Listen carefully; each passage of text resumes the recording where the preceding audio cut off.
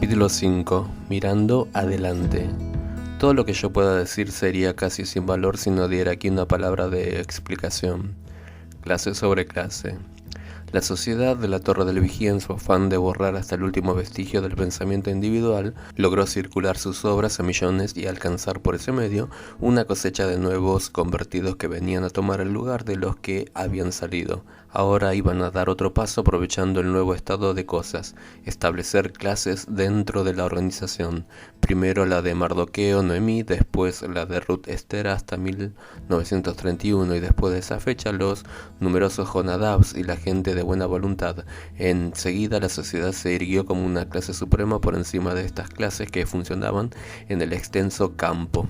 Esto dio origen a la clase de los fieles y sabios siervos, a quienes todos los bienes les eran confiados.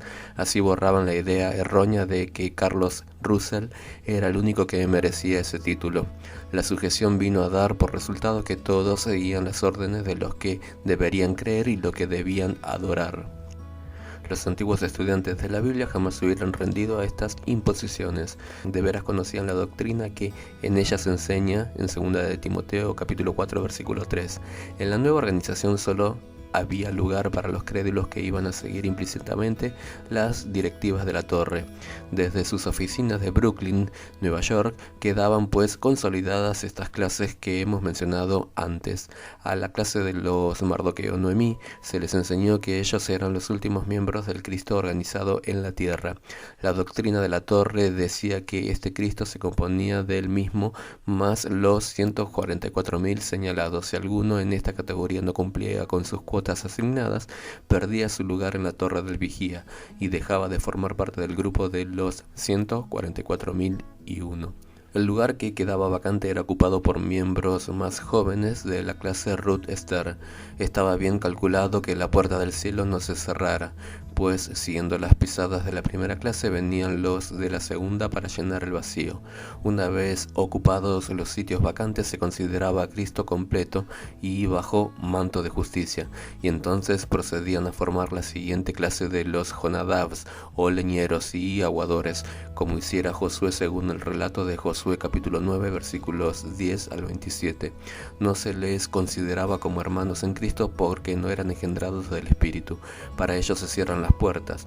Los Jonadabs pues no son cristianos. Esas son las tres clases y por encima de ellos, para guiarlos y alimentarlos, está el grupo o clase de los siervos sabios y fieles. A partir de ese día fatal, los miembros de los distintos grupos han creído cuanta fábula inventan los del comité editorial de la torre para la edificación de ellos, aunque a veces se contradicen ellos mismos. Los maestros los siguen ciegamente y los obedecen porque sienten esa comezón en las orejas. 2 de Timoteo capítulo 4 versículo 3. Las doctrinas propaladas por la Torre del Vigía eran su evangelio que aparecían en nuevos libros, folletines y revistas.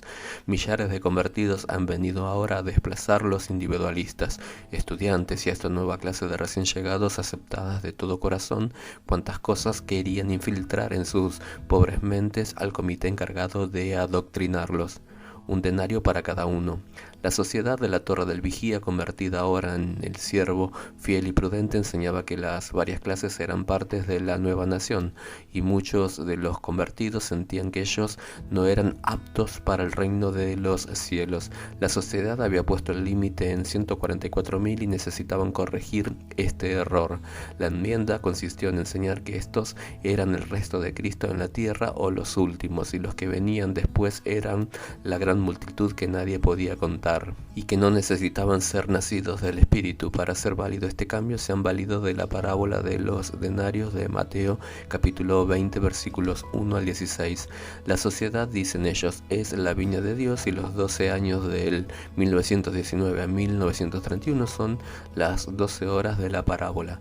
Ellos, como siervos fieles y prudentes, con Rutherford a la cabeza, iban a adueñarse de todos los dineros porque todo les fue dado, y en cambio iban a su vez a dar a cada uno su denario.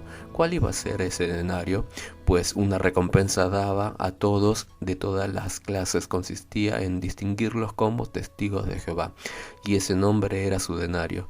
Desde esa fecha, 1931, se arrogaron el derecho de llamar a sus publicaciones la Nueva Semilla, y quitaron en lo absoluto el único nombre en el cual podemos ser salvos, Jesús. Ellos, erguidos como directores de la teocracia, eliminaron como inútil la pura doctrina de la palabra y se pusieron ellos en su lugar. La superorganización creada así hizo que todos los testigos declararan someterse a todo lo que mandara la teocracia, y de allí emanó el nombramiento de exactores de zonas que eran como ojos y oídos de la sociedad. Impusieron este sistema en 140 países de la tierra, organizaron el colegio de la Torre del Vigía en Gilead para instruir a centenares de misioneros que habrían de ir por todas partes como emisarios de la sociedad. El resultado de todo esto que hoy se extienden por el mundo estas clases de superior a inferior bajo el destacado nombre de testigos de Jehová. Sobre todos ellos están los siervos fieles y prudentes, y del modo que los idólatras confeccionan sus imágenes y las adoran, así estos testigos de manera abyecta rinden culto a sus pequeños dioses de Brooklyn, que ellos mismos han erigido como una nueva teocracia. Ayer el individuo, hoy la teocracia, y mañana será la sociedad del nuevo mundo.